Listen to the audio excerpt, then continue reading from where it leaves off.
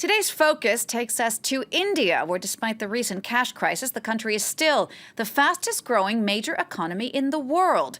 And its vibrant startup culture is booming. India has its own rules when it comes to doing business, complex and chaotic, but also fascinating.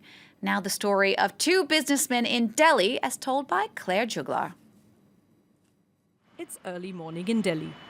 For Sachin Bhatia, doing business in Delhi is like running a long-distance race. He's the creator of India's first dating app, Truly Madly. Just to keep fit, right? I'm competing with guys in their 20s. So helps me clarify a lot of issues I'm facing. It's a good time to think. That's why I don't run with music or with my phone. At his office, the ambiance is laid back. Bhatia's employees are all under the age of 30. They all look up to him as an icon of a booming digital economy. And now we're open till 9 for my issue. But let us watch this. This dating app is one of a kind in India. It's different from the usual matrimonial sites on offer. Truly Madly caters to a new clientele, people who are young and dynamic. They're usually looking for love, a proper relationship, and not just a one-night stand. I think it's a new concept in India and it seemed really interesting. Like exactly. online dating. We're kind of the pioneers in Indian dating. Space, so yeah. Truly Madly is one of several companies to leave a mark on India's very promising startup landscape. India is a land of traders, right? So we are self-employed. You know, entrepreneurship is a sexy term which you associate only with tech, with technology. But somebody who has his own little store somewhere is an entrepreneur also, right? And we have a lot of those in India. Foreign companies like Lovett are also tapping into the potential India's markets offer. At 10 a.m., this French bakery is the only shop open. In India, businesses don't often open their doors before 11 a.m. Lawrence Samandari was betting on Indians and their love for sweets when he opened his patisserie. The majority of our clientele is Indian. And here we really tried to recreate the atmosphere of a French bistrot or bakery, like those one can find in Paris. L'Opéra already has 15 stores in the country. With the number of clients growing steadily, the goal is to open 50 more stores over the next 5 years. I buy a lot of bread for my home and desserts. My daughter loves the macaroons. Well, compared to an Indian bakery, it is expensive. But if you see the quality, then not really. This quality is maintained because of Laurent's insistence on fresh products. At L'Opéra's factory, deliveries for the next day arrive in the afternoon. Most of the raw materials used are imported. So, for example, we work with imported chocolate. Butter is also imported. Cream. It costs a lot. Still, India is a country with enormous potential. The things we've managed to roll out here in India might not have been as easy back in France. This is because India is one of the fastest growing economies in the world, with lots of young people and a burgeoning middle class. The dating app Truly Madly, for example, targets the 400 million Indians under the age of 30. What we see is that a lot of people in their 20s want to take that independent decision of whom they want to be with without their parents influencing that decision. Obviously, they need to get parental approval at the end of the day, but at least they choose whom they want to be with themselves. People keep saying, right, we are an emerging economy, but I think we keep emerging, we never emerge. But no, I think our best years are still ahead. It's probably not even started. So I think, yeah, it's the Indian dream. That's the dream. In India, businesses stay open late, often well past 8 p.m. And then it's time to hit rush hour traffic.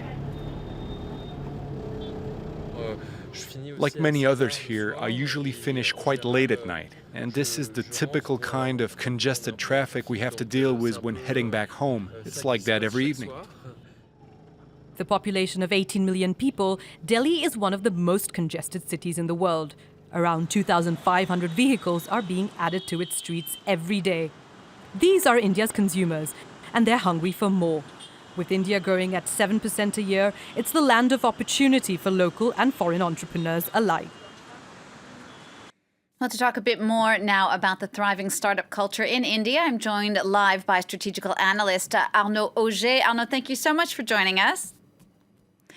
You work there in San Francisco. You're connecting big corporations with startups, and you do know India well, having worked there for 2 years yourself. Is India the country to invest in these days?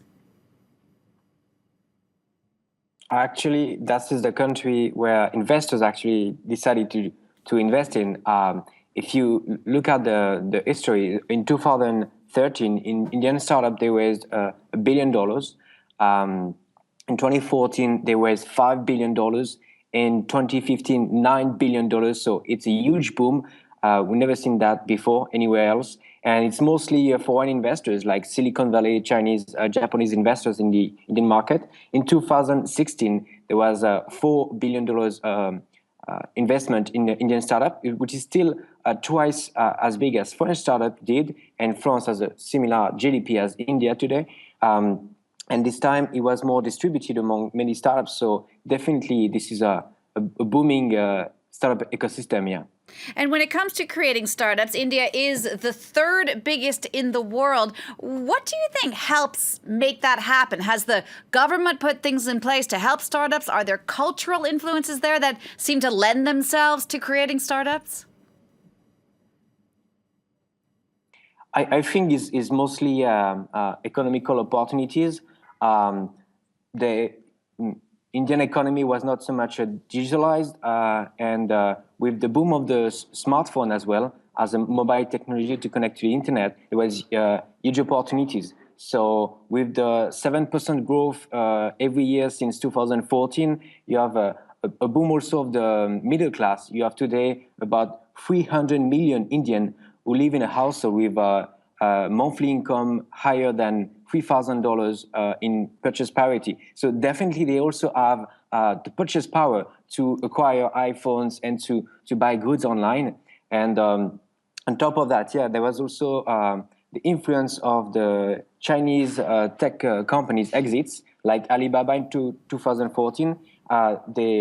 They became public, and suddenly the investments in India, they started to boom as well, because the investors in Alibaba, they wanted to bet on the next China, and for them it was India. So definitely, yeah, the economy, the contacts with the Chinese startups, the mobile boom as well, and it's a young population. So 65% of the Indian population is under 35 years old, and they are eager for digital products, digital experiences. So this is the reason. And it's true, on top of that, the government understood the importance of these digital opportunities, and they put a program in place.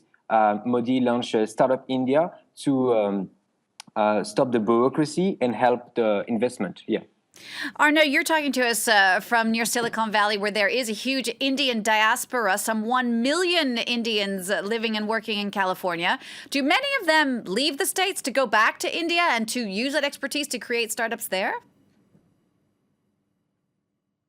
Yeah, actually, they do. Sometimes indeed for visa issues, and I have many examples of very talented people who've studied in Stanford, work for Google or Facebook, and sometimes because of visa issues, they come back to India, and they're also very successful there. For instance, I have the example of the founder of Liberate. He was engineer at Facebook. He came back to India, and he raised $11 million for his company that is an online platform to have a medical consultation online. So definitely, yeah, there's a bridge between Silicon Valley and India, but not only from talents, but also from money, from mentorship, and they also bring the Silicon Valley culture with them. It's true that in India, historically, was more following processes, and Indian entrepreneurs who have been in Silicon Valley, they want to bring back the culture of initiative to challenge the status quo, and it's definitely working well, yeah. All right, Arnaud, thank you so much for taking the time to speak to us. That's Arnaud Auger, a strategical analyst, speaking to us there from San Francisco.